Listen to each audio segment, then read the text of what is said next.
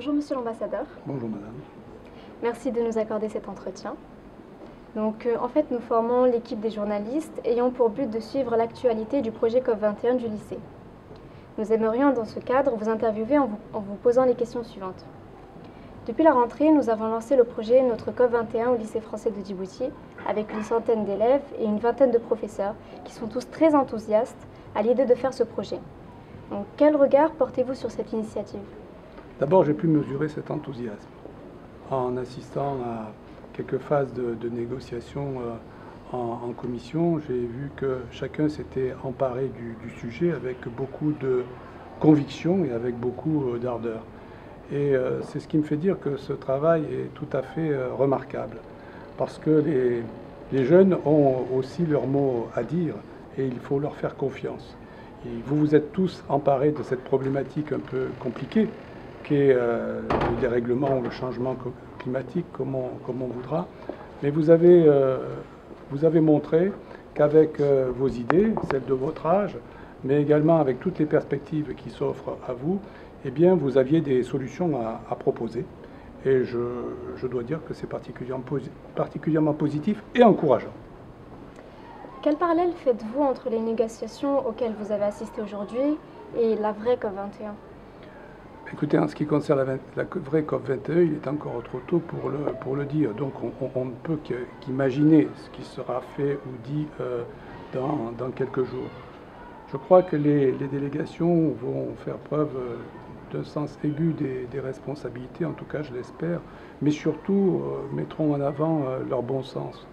Le bon sens qui doit prévaloir quand on est face à une situation difficile, avec des prévisions qui sont scientifiquement avérées.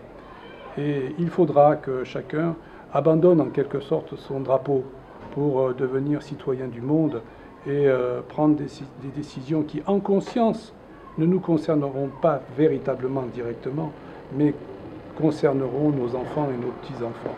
Et quand on est parent soi-même, eh bien, on doit être particulièrement vigilant à ce qui va advenir, eh bien, à notre famille. Donc je crois que c'est surtout en grande famille du monde que la COP21 devra traiter ces difficiles problèmes. Il est bien difficile de faire un pont entre ce qui est décidé dans une conférence internationale et la vie de tous les jours. Mais je crois que depuis le début de l'année, il y a eu tout un mouvement, toute une communication autour de la COP21 qui ont pu, je dirais, vulgariser les problèmes qui seront traités dans quelques semaines. Et que tous ces éléments qui peuvent paraître très abstraits, eh bien, ont été suffisamment bien expliqués pour que chacun convienne qu'il faut faire quelque chose et accepte la contrainte de modifier son comportement. Je crois que c'est vrai au niveau des individus comme ce sera vrai au niveau des États. J'ai la conviction qu'il faudra que nous élaborions une nouvelle définition du développement. Et il est certain que la notion de développement durable n'aura jamais autant trouvé sa pertinence.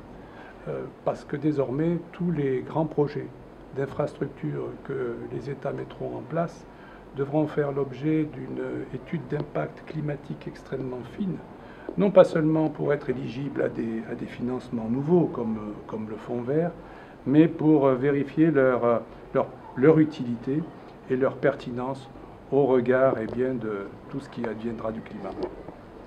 D'accord, merci beaucoup.